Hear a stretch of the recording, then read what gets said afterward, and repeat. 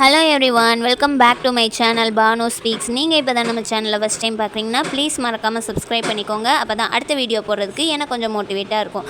இப்போ வாங்க வீடியோக்குள்ளே போகலாம்.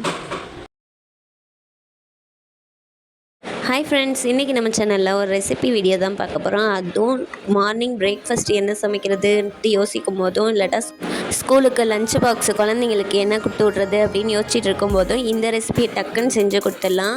இந்த ரெசிபி நம்ம சப்பாத்தி வச்சு தான் செய்ய போகிறோம். மார்னிங் பிரேக்ஃபாஸ்ட்டுக்கு செய்ய போகிறீங்க அப்படின்னா நைட்டு செஞ்சுட்டு மீந்து போன சப்பாத்திலையும் நம்ம செய்யலாம். இல்லாட்டா மார்னிங் ஃப்ரெஷ்ஷாகவும் சப்பாத்தி சுட்டுட்டு நம்ம அதுலேயும் செய்யலாம். இப்போ நம்ம சுட்டு வச்சுருந்த சப்பாத்தியை வந்துட்டு நம்ம சின்ன சின்னதாக கட் பண்ணி எடுத்துக்கலாம்.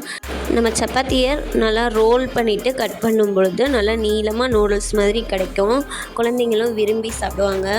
இப்போ ஒரு கடாயை காய வச்சுக்கணும். அதில் கொஞ்சமாக எண்ணெய் சேர்த்துக்கோங்க. நம்ம வெங்காயம்லாம் சேர்க்கப்புறம் அதை வதக்குற அளவுக்கு எண்ணெய் சேர்த்துக்கோங்க. எண்ணெய் நல்லா காஞ்சதுக்கப்புறம் 2 பீஸ் பட்டை, ஒரு சின்ன கிராம்பு சேர்த்துக்கோங்க. நம்ம செய்யக்கூடிய ரெசிபீஸுக்கு சைடிஷ்லாம் எதுவும் தேவையில்லை அப்படின்றதுனால நம்ம வெங்காயம் கொஞ்சம் அதிகமாகவே சேர்த்துக்கணும். 2 பெரிய சைஸ் வெங்காயமாக எடுத்துக்கோங்க. அதை நல்லா பொடியாக அரிஞ்சு சேர்த்துக்கோங்க. அது கூடவே உங்கள் காரத்துக்கு தகுந்த மாதிரி மிளகாய் சேர்த்துக்கோங்க. நான் சின்ன பசங்களுக்கு கொடுக்குறனால ஒரே ஒரு பச்சை மிளகாயை மட்டும் சின்ன சின்னதாக கட் பண்ணி சேர்த்துக்கலாம். பச்சை மிளகாயை நம்ம எண்ணெயிலே போட்டு வதக்கும் போது அதோட காரம் எல்லாம் போயிடும். பச்சை மிளகாயவே மென்று சாப்பிட்டாலும் காரமாக இருக்காது.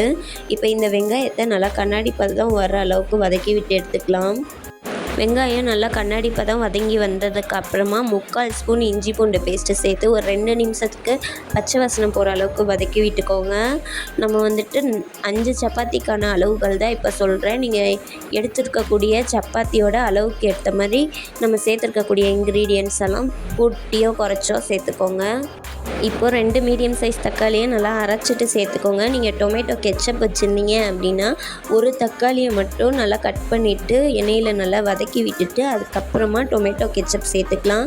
நான் டொமேட்டோ கெச்சப் இல்லை அப்படின்றதுனால நான் தக்காளியை நல்லா அரைச்சிட்டு இதில் சேர்த்துக்கிறேன். இதுவே கெச்சப் மாதிரி நல்லா டேஸ்டியாக தான் இருக்கும். இப்போ தக்காளி சேர்த்ததுக்கப்புறம் நம்ம மசாலா பொருட்கள்லாம் சேர்த்துக்கணும்.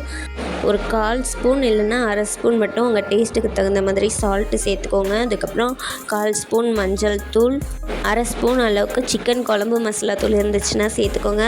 சேர்த்துட்டு இதை கொஞ்சம் வதக்கி விட்டுக்கலாம். நம்ம மசாலா பொருட்கள் சேர்க்கும் பொழுதே தக்காளி நல்லா வதங்கி வந்துடும். அதனால் ரொம்ப நேரம் வதக்கணும்லாம் அவசியம் கிடையாது.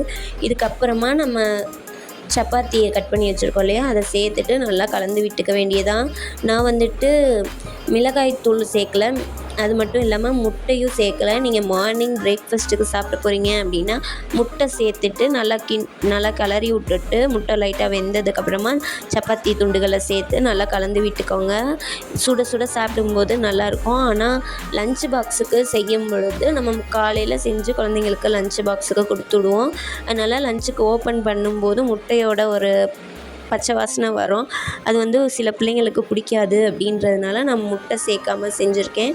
நீங்கள் காரம் வேணும் அப்படின்னு நினச்சிங்கன்னா மிளகாய் தூள் கூட சேர்த்துக்கோங்க. நான் இன்றைக்கி சேர்க்கல. இப்போ சப்பாத்தியை சேர்த்து நல்லா பரட்டி விட்டதுக்கப்புறம் கொத்தமல்லியை சின்ன சின்னதாக கட் பண்ணி மேலால் தூவி விட்டிங்கன்னா நம்மளோட டேஸ்டியான கொத்து சப்பாத்தி ரெடி ஆகிடும். இந்த ரெசிபி செய்கிறது ரொம்ப ரொம்ப ஈஸி. என்னடா சமைக்கிறது அப்படின்னு யோசிச்சுட்டு இருக்க நேரத்தில் ரொம்பவே கை கொடுக்கும்.